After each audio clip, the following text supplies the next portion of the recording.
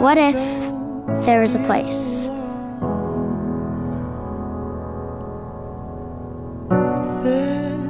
A place where people come together and support each other during their darkest hour. A place for families to find comfort in a time of uncertainty. A place where you could forget the day-to-day and focus on what truly matters. A place that feels like home, when home is the only place you want to be. You're broken down and tired. Gracie is almost 20 months. She's adorable, of course.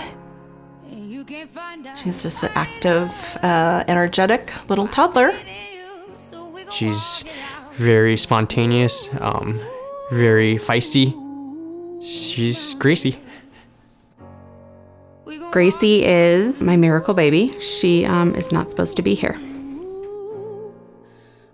At 18 weeks, I lost all amniotic fluid, and we were told by the physician in the ER that babies can't survive without it. When I first heard that, I was in shock. And we tried for a year having a baby.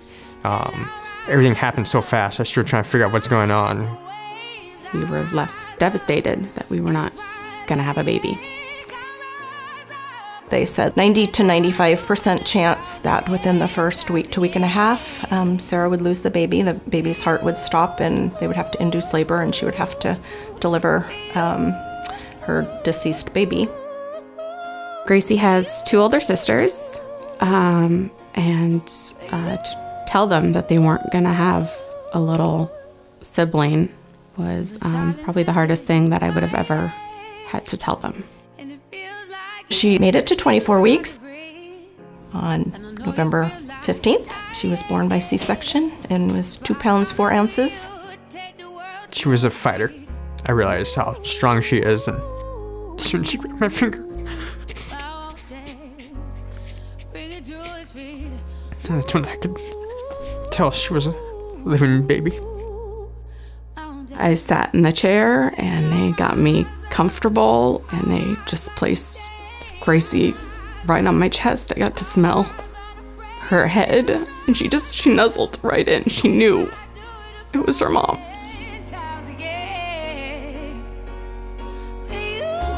We're from Corvallis, and Gracie was in Riverbend. The hard part there was trying to be able to get to her. The biggest downfall to the guest house was I was not able to drive myself. I had a C-section that was extremely hard to recover from. And for her to get to Riverbend, I had to leave work, pick her up, and then take her to Riverbend. And then I would go back to the guest house, sleep for a few hours, go back to Riverbend, pick her up, bring her back to the guest house, and then I would leave for work. I wish that it was right there at the hospital. Dave's hours that he worked made it very hard to spend the time with Gracie that I wanted to have. Before all this happened, I never even thought about having to stay in a guest house, never even thought about situations like this until it happens to you. That's when you realize you need assistance. When it comes to seeing your child, no parent should have any barrier at all.